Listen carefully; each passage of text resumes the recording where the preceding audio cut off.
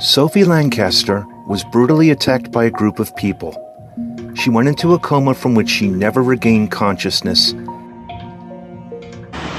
Well, the courts heard that this 15-year-old defendant, along with 4 other teenagers, have already admitted causing grievous bodily harm to Robert Maltby, Sophie Lancaster's boyfriend, in this attack in the Bacup Stubberley Park on August 11th last year. Now, the prosecution says that attack on Robert Maltby was savage and merciless, and that the gang acted like a pack of wild animals, and that they singled out Robert and Sophie simply because of the way they looked and dressed, not because of anything they'd done. They classed them as goths and moshers. Now, the prosecution says that while 5 people have admitted attacking Robert Maltby, 2 of them then turned their attention to Sophie, the 15-year-old defendant who denies her murder here today, and another teenager who has already admitted killing her.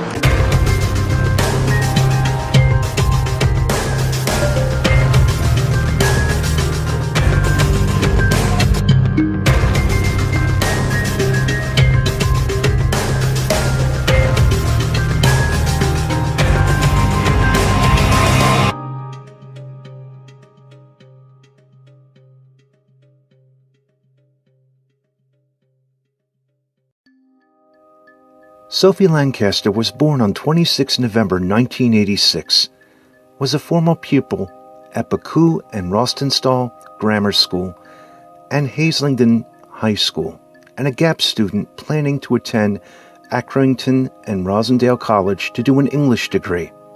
She had been dating Robert Maltby, a 21-year-old art student from Manchester, for 3 years, and they both had a long-standing attachment to the goth subculture. The couple's family described them as goths and said they're not the sort of people to get in trouble, but they have had problems in the past because they stand out. And she's got the dog collar on and, around her wrists and around her neck. And I remember watching her walk in and think, oh yeah, this is going to be fun. We used to go to Athlete's Palace in Manchester for her clothes, goth shopping in Chester, we'd go and get clothes from. It never entered my head that somebody would take offence at the way she looked. Although you're not saying that sounds a bit daft. Because I'd been out on the streets with Sophie and Rob and we used to go shopping at weekends and would hear people's comments about them. So why did I never put the 2 and 2 together? If she had a problem with anything, she wouldn't hesitate to tell you, even if she thought it might offend you or anything, which I admire her honesty a lot. So I think, yeah, it was mostly that. And she was very, very warm as well. Just besides, she wasn't just always being honest, and she wasn't like trying to make things difficult for you, really. As I say, she's very, very warm, and she just wanted to make friends with everyone, really. And I think it might have had something to do with why we started going out, and sadly it might have had something to do with what happened the night we were attacked. So, well, it was both of us. We didn't really judge anyone on face value. We didn't think any ill of anyone until they gave us reason to. So that was why we were there that night. So yeah, we were just talking to people. We talked to people on the petrol station and car park, and we just clicked with them, and we thought that everyone there was going to be like that, but unfortunately we weren't. So while returning home, Lancaster and Maltby were subjected to a vicious mob attack from a large group of people between 1:10 and 1:20 a.m. on Saturday the 11th of August 2007 at the skate park area of Stubberley Park, Baku. The couple were walking home and came across a gang of teenagers at the entrance to the park. The group followed them and assaulted Maltby, knocking him unconscious, and then Lancaster, who was shielding her boyfriend. A 15-year-old witness told police they were running over and just kicking her in the head and jumping up and down on her head. One witness used a mobile phone to call for emergency services, saying, quote, we need an ambulance at Baku Park. This mosher has just been banged because he's a mosher, unquote. The Guardian reported that afterwards, the killers celebrated their attack on the Goths, or moshers. Police said that it was a sustained attack during the course of which the pair received serious head injuries, and their faces were so swollen we could not ascertain which one was female and which was male. When the group first came across Sophie and Rob, things were quite amiable. In fact, Rob shared his cigarettes with the group and they posed for photographs. However, the mood then started to change. He said one of the group suggested beating them up. Now, he said, don't do that. They've done nothing wrong. However, he insists that the defendant in this case, a 15-year-old youth, punched Rob in the face. Others then joined in, punching and kicking him. Now, basically, he fell to the floor. When he got up, somebody said, "Do you want an ambulance?" When he said no, the punching and kicking resumed. The witness insists that the defendant in this case also kicked Sophie in the back. So what did he do then? Well, he says a girl who was with him had become very distressed and crying, so he led her away from the scene. She called an ambulance, and indeed the court was told that in a recording of the 999 call, this witness can be heard in the background shouting at the group to stop the attack. Now, he says when they returned to the scene, the group were walking away. Sophie and Rob were lying on the floor, battered and bleeding. Both were hospitalized as a result of the attack, initially at Rochdale Infirmary. Maltby's injuries were left him in a coma with internal bleeding. He gradually recovered, but had lost memory of the time leading up to and during the attack. Lancaster, in a deep coma, was placed on life support and moved to Fairfield General Hospital in Bury, then to the neurology unit at Hope Hospital, now Sanford Royal Hospital, in Salford. The hospital staff determined that she would never regain consciousness, and on the 24th of August 2007, her life support was terminated. See what it was like in hospital, and people do not understand. You walk into a hospital room and you do not even recognise your own daughter because of the damage that somebody's inflicted on her on a Friday night for a bit of fun.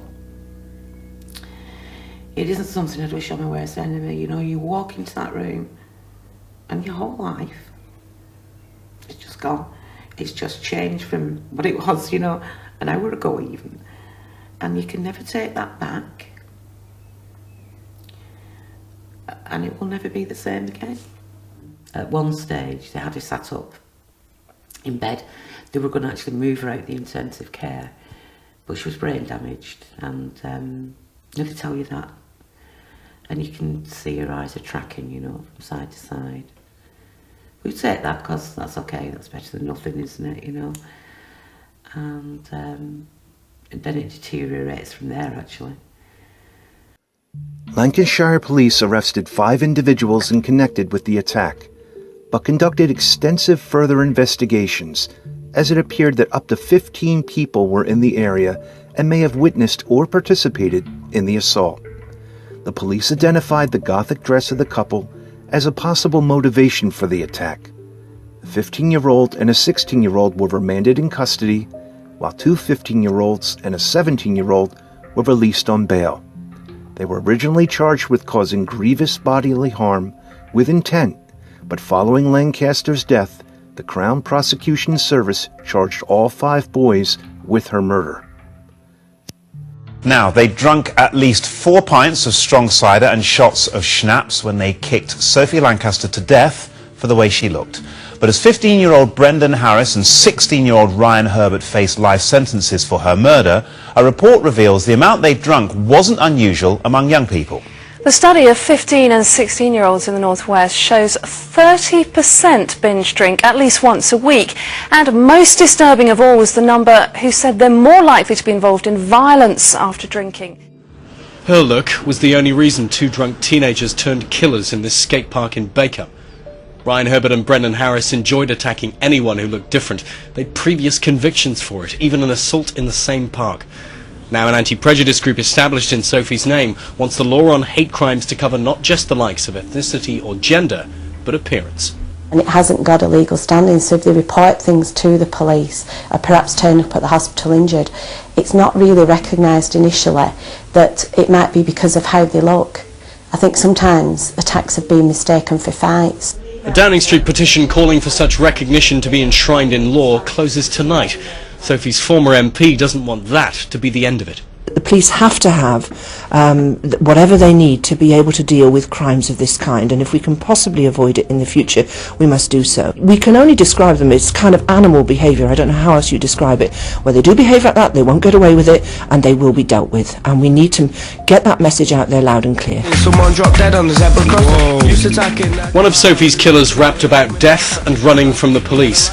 Drink played its part in making lyrics a reality, but blind ignorance and hatred were present long before booze. Lancaster's family and friends set up a website in her memory and have decided to use the contributions from well-wishers and these events to set up a special fund to be known as Sophie, standing for Stamp Out Prejudice, Hatred, and Intolerance Everywhere.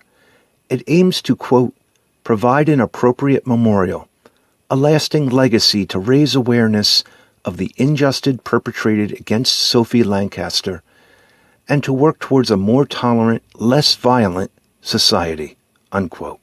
Well, Sophie Lancaster, who was 20, and Robert Maltby, who was 21, were both students. They were attacked in August last year while walking through Stubby Park in Bacup.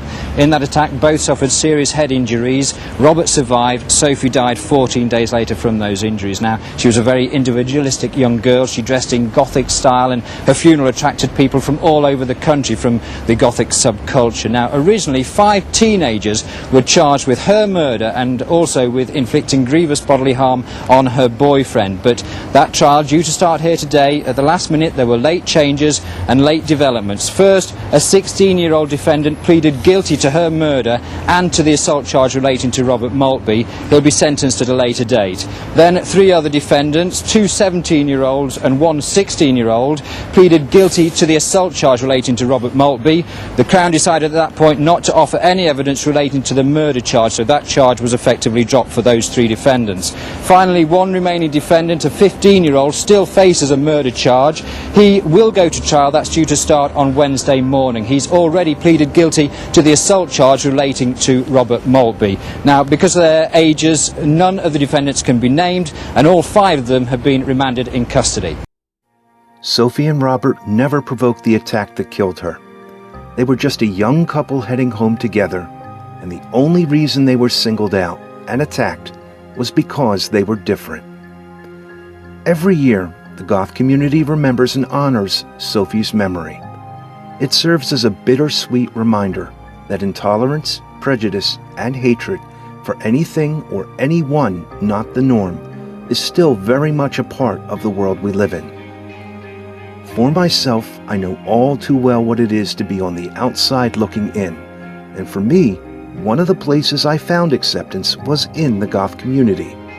It deeply saddens me when I think of Sophie Lancaster and of how the world was robbed of a bright young woman for no reason. People used to blow off the bullying that occurs in schools as normal or part of growing up.